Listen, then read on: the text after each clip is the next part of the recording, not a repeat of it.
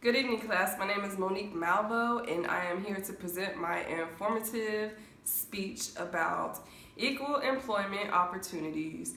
Today I have my husband here with me, Reginald Malvo. Go ahead and say hi. Hello.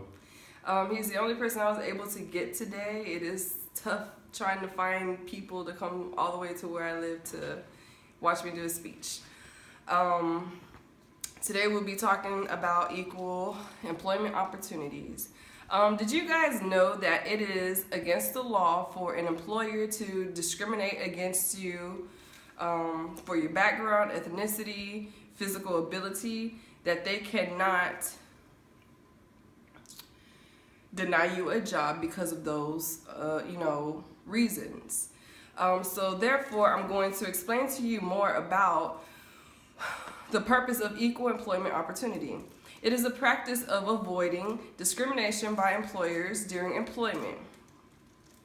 Let me start by explaining to you how the Law of Civil Rights Act of 1964 was passed to protect American citizens from discrimination during employment. With this being said, in 1964, that is a tough year because during that time, there were many we were still going through racism, so I'm quite sure during that time there are plenty of cases coming through with discrimination. It was a good thing it was passed during this time because everybody was protected underneath this umbrella.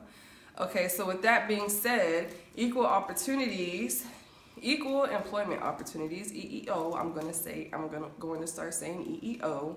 The Civil Rights Act of 1964 on equal employment opportunity was the first federal law designed to avoid discrimination in employment.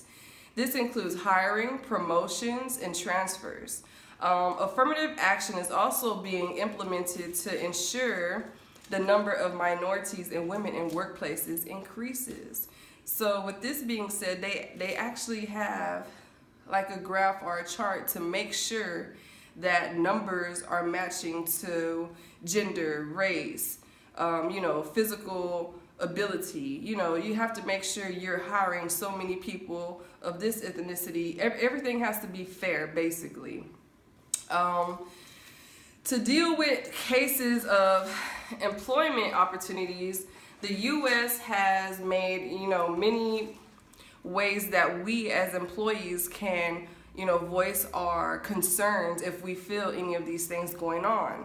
So 2 agencies that oversee matters concerning equal employment opportunity. Number 1 is going to be EEO, which is the organization that receives federal financial assistance. The Office of Federal Contract Compliance is also a program that deals with those employees who have contracts and subcontracts with the federal bureau. So there are different programs that are actually helping out, in this fight with the EEO and helping us, be in an organization that's going to treat us fair, because everybody deserves to be treated fair, no matter if you have a disability, if you're old, if you're young, if you're white, black, purple, everybody needs to be treated fairly. It's only fair. So, in conclusion, equal employment opportunity is a practice of avoiding discrimination by employees when employing. The race or background of an individual should not determine whether that person should be hired for a job or be promoted to another position.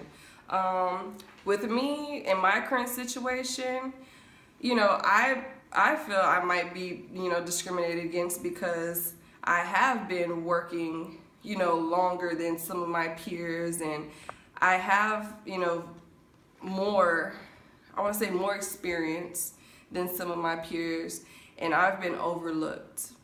And with that, you got to play it by ear and stuff and not jump to conclusions.